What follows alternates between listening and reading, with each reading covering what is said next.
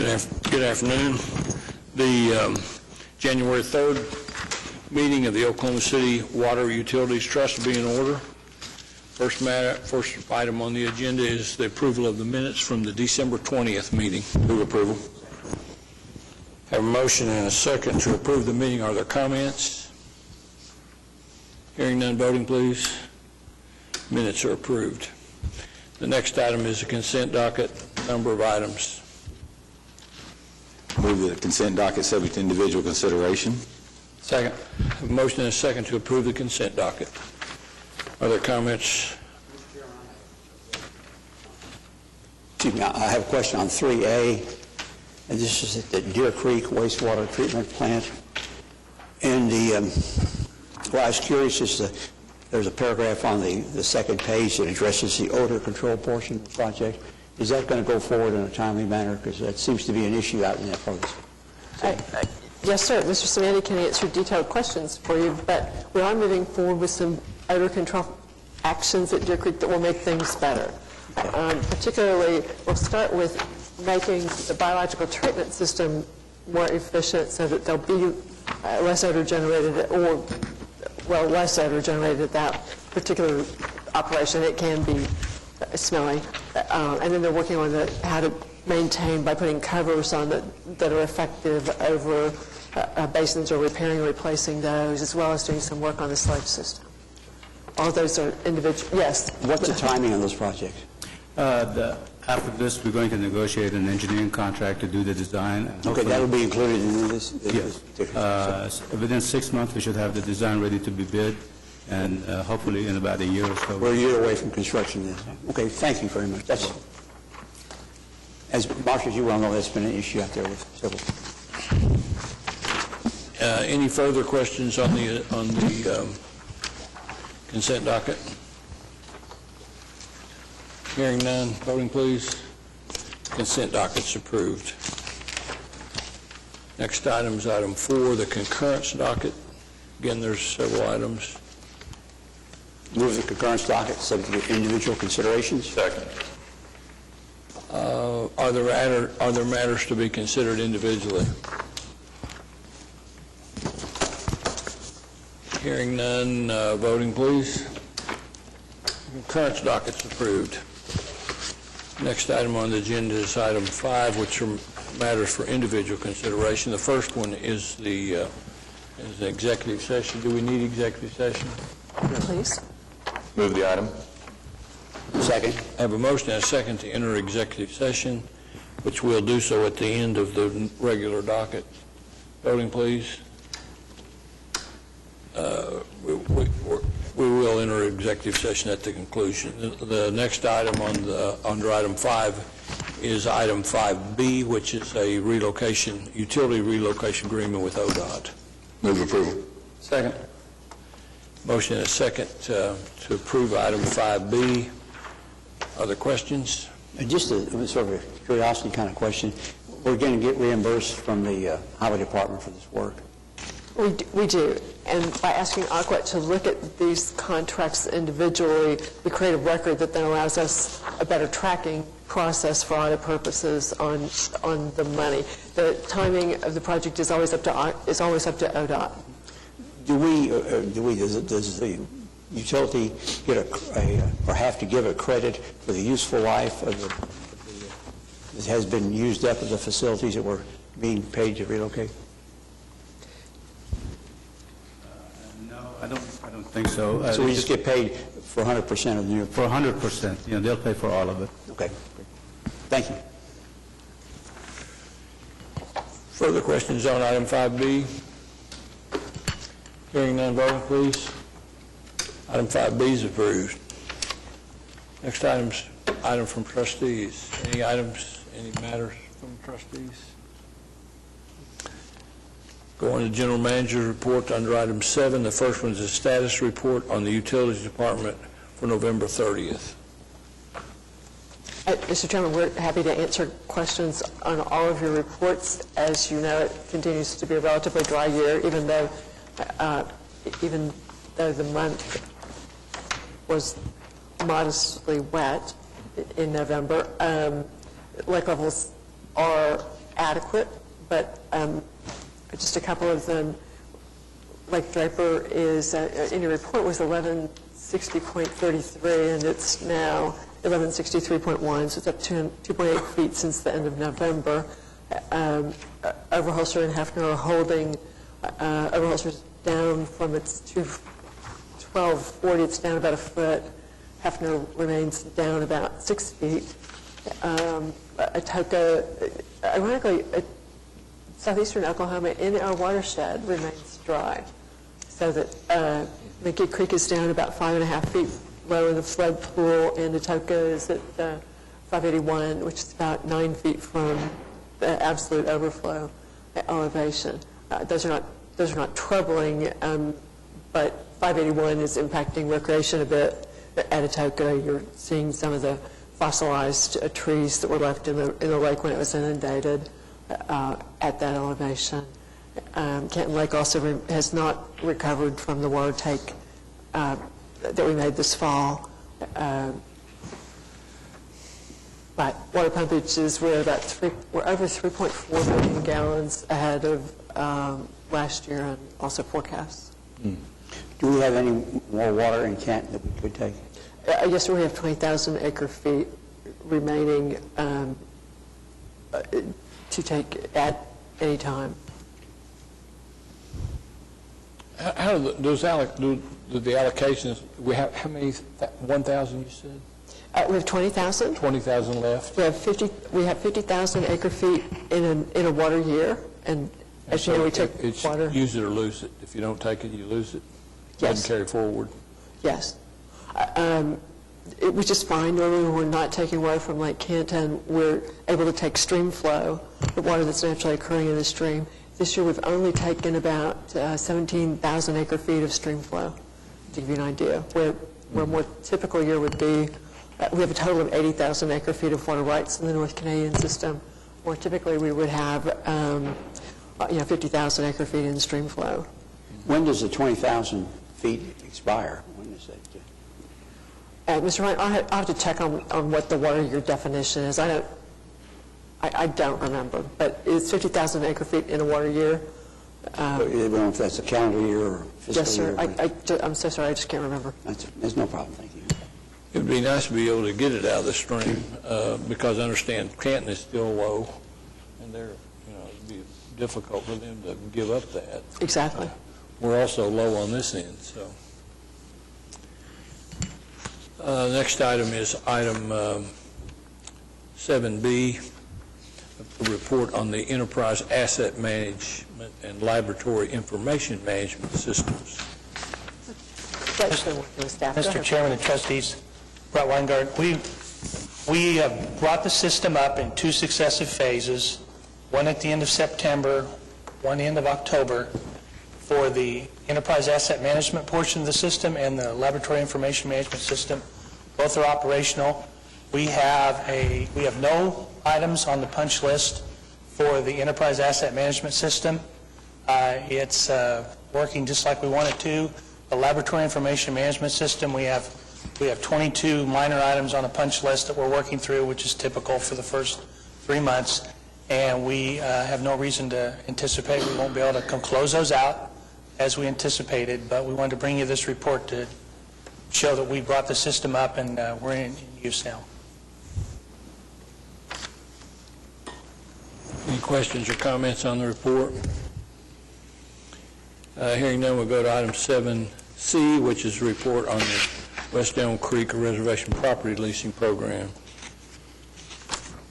Happy to answer questions. We would note that we're working on adding property lease payments to the billing system. We're excited about that. That will be good for our customers who have to send us checks.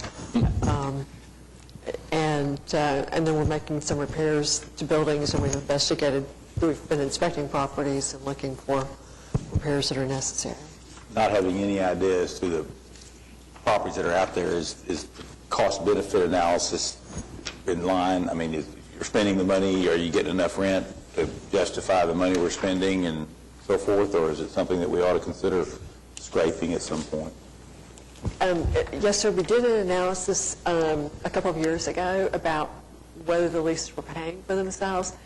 There are properties that were left in place when we bought land for the future West Elm Reservoir. It's a nice property, but we've not made repairs, substantial repairs in a long time. So as we look at the land, we have torn some facilities down. And it just remains a question of the balances of what we lease the land for. But essentially, we pay our staff expenses with the money that we take in with the leases. From the lease payments, will you be able to do the renovations? We're going to look at what to do about that, whether it's raising rent prices for those places where we're making improvements, and it's so the issue is make the repairs, or in some cases determine that the facilities can't be lived in anymore, and that the land use would then change from a residential lease to a grazing lease, for example, or a farming lease. But those are the kinds of things we're looking at as we look at the repairs that we've So there may be some that aren't worth repairing. But the ultimate goal eventually will be that will become another reservoir, and so therefore there won't be any housing at some future date, maybe Yes. 50 years from now or something like that. Yes. How many residential tenants do we have out there? I'll ask Lisa and Brett to tell me about that. Good afternoon, Mr. Chairman, trustees. Currently, during this last cycle, this renewal cycle, we had 25 West Elm Creek renewals and 3 other renewals, which I think one's a beekeeping. They're in other parts of the city. And so we have actually 3 vacant ones at this time. So we have a total of 28 land leases right now. While you're up here, I want to comment on something. It's always been a concern of mine that the residential opportunities at Draper were not given the proper priority, and I want to tell you how much I appreciate the fact that I think you've contributed to making that a priority. And the reason I think it is important, and that's one of the things we need to keep in mind, is that's a source of non-ratepayer money, and the demands on us are always high to do things at the lakes that we can't pay for other water rates. And so this is a source of funds to do things like improve the park, the recreational opportunities at the lakes. And I appreciate the fact that you're looking at it from a pure business We standpoint. want to make sure that there is excess cash coming out of this project to do what you suggested. Exactly. Because if it's not, we just scrape them off and we're money ahead at that point. No, but I think this kind of a fresh approach, looking at them like an opportunity, like we're doing now, is, from my standpoint, it's very much appreciated. Because I live out there and I've been out there a long, long time, and a lot of people know who I am, I get personal calls about those kind of things that probably the rest of you don't get. And the difference in the attitude of our tenants and just people that generally use the lake from a recreational standpoint has improved so dramatically, and I think you're a great deal of that. And I have one. Well, it's I not all me, appreciate it. it's actually my staff. No, I know, because, I understand that, but they wouldn't be Aaron. doing what they're doing if you weren't there to make sure it gets done, and I appreciate it. You're welcome. Any other questions? Thank you. The next item under item 7D is the non-ratepayer, again, non-ratepayer 5-year projection statement status report.